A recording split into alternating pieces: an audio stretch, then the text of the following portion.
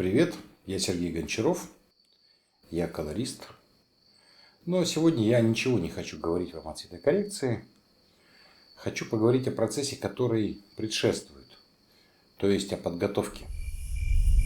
Ко мне обращается довольно много ребят, которые делают свои фильмы самостоятельно, без какой бы то ни было студийной поддержки. Понятно, что очень все легко и просто, когда у тебя есть там 11 продюсеров, 14 инженеров и 33 секретарши.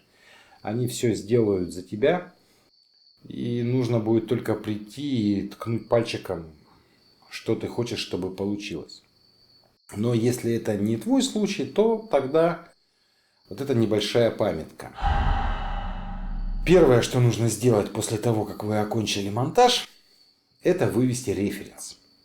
Референсный файл – это обычный видеофайл, по которому колорист будет сравнивать монтаж, который он сможет поднять на своей рабочей станции, с тем, что вы смонтировали у себя в монтажной программе.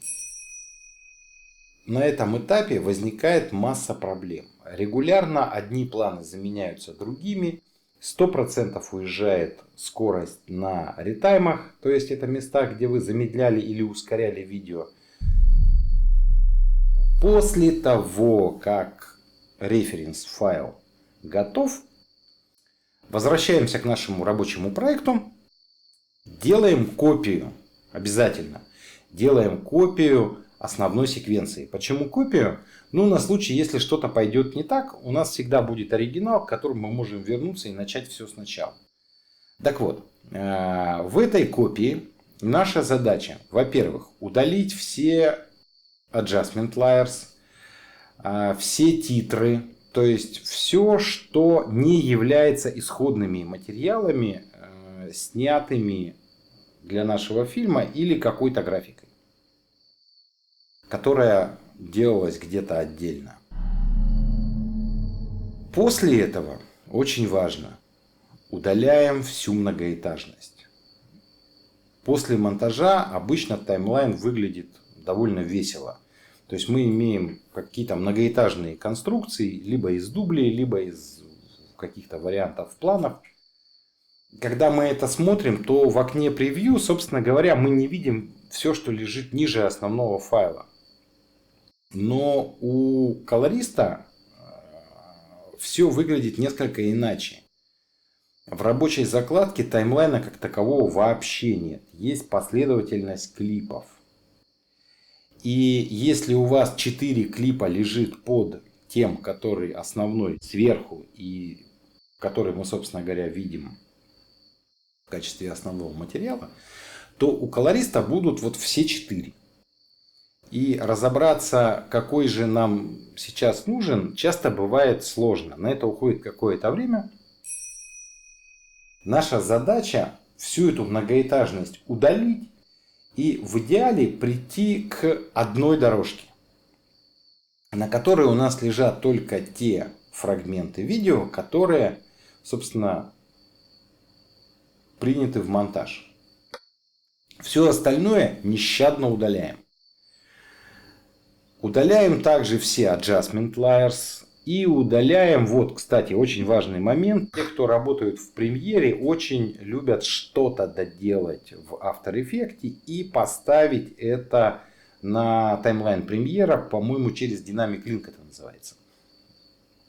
Вот этого быть не должно, потому что в программе цветокоррекции вы увидите просто офлайн клип и больше ничего. Поэтому все такого рода After Effects проекты нужно просчитать в видео и поставить на таймлайн уже в качестве видео, а не в качестве ссылки на AE-шный проект. Единственное исключение, почему у нас может что-то находиться на второй дорожке, это ретаймы. Ретаймы – это когда вы меняли исходную скорость вашего видео. Неважно, замедляли, ускоряли, все равно. При переносе этого всего на станцию цветокоррекции 100% разъедутся точки входа и выхода. То есть у нас видео будет начинаться не с того момента, который вы решили, который вам нужен в монтаже, а с какого-то произвольного.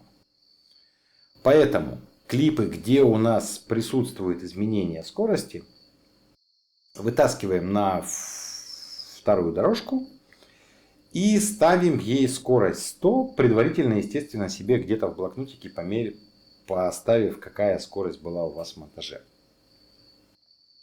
Независимо от того, ускоряли вы или замедляли. Это позволит иметь нужные точки входа и выхода, а нужную длительность и, соответственно, скорость мы уже поставим чуть позже, непосредственно в DaVinci, и все у нас будет именно так, как задумал режиссер фильма. После того, как мы сделали референс-файл, удалили многоэтажность, собственно говоря, приступаем к третьей позиции, которую люди очень часто пропускают. Речь идет о консолидации проекта.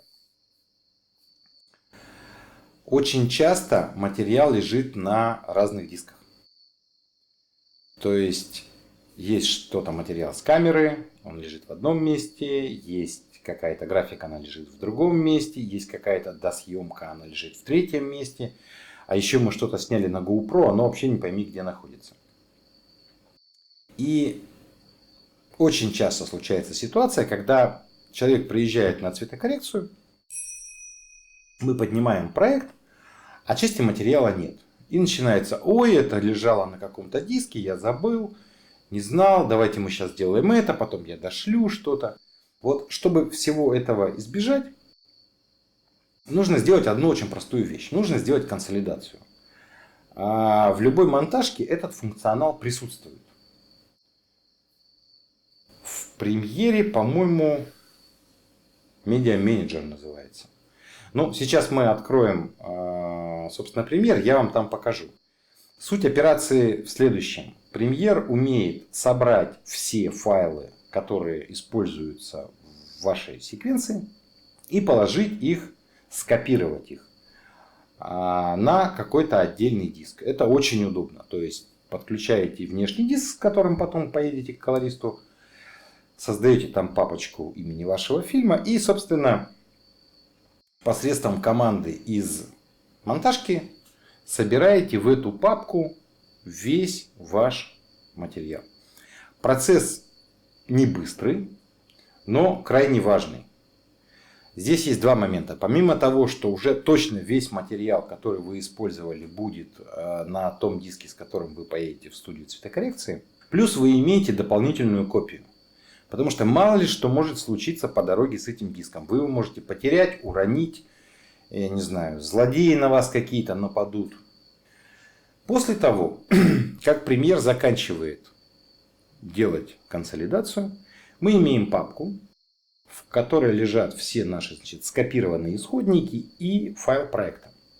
Закрываем наш основной проект. Открываем тот, который премьер создал. Значит, чем он отличается? Он отличается тем, что ссылки на исходники теперь уже не на вот те диски, где они там лежали у вас в самом начале, а именно вот на ту папочку, с которой мы открыли проект. И дальше остается, собственно говоря, самое простое. Нужно выгнать XML. Ну вот, собственно, и все. Проделав вот такую несложную последовательность операций, мы избавляем себя от огромного количества проблем. И придя в студию, собственно говоря, будем заниматься тем, ради чего мы туда пришли. То есть делать цвет фильму. А не пытаться понять, почему у нас что-то не работает и где вообще тот план, который вы поставили в то или иное место. После того, как ваш диск готов, не спешите сразу ехать к колористу. Создайте соседнюю папку и положите туда либо фрагменты фильмов, либо просто изображения. Это ваш взгляд на то, как должен выглядеть ваш фильм. Практика показывает, что нет двух одинаковых фильмов. Они всегда снимаются разными людьми, на разные камеры, в разных условиях, с разным бюджетом. И разговоры по телефону типа, ну сделай мне как будто это старый Голливуд или хочу быть похожим на трансформеров, на самом деле очень мало о чем говорит. Приложите конкретные изображения, где все выглядит близко к тому, как вы себе видите финальное изображение фильма. Это первый момент. Второй. После того, как и вторая папочка готова, постарайтесь этот диск передать колористу заранее. Я уже сказал, что материал всегда разный. Пожелания режиссеров тоже всегда уникальны. И создать тот цвет, который вы хотите, вряд ли получится за 5 минут. Вы же, когда договариваетесь с композитором о музыке, не ждете, что он при вас напишет вам гениальную тему, которую будут петь потом десятилетиями. Нет, вы даете ему время. Точно так же и с цветом фильма. Если вы не хотите, чтобы у вас получилась какая-то банальная картинка, созданная на основе какого-то люто скачанного не пойми где, дайте колористу время на то, чтобы пожить с вашим материалом, чтобы понять, что вы туда заложили, и постараться вытянуть из него максимум. Вот это, наверное, и все, что я хотел вам сегодня рассказать. Операции все эти несложные, всем доступные, но позволяют провести цветокоррекцию фильма максимально плодотворно и недорого.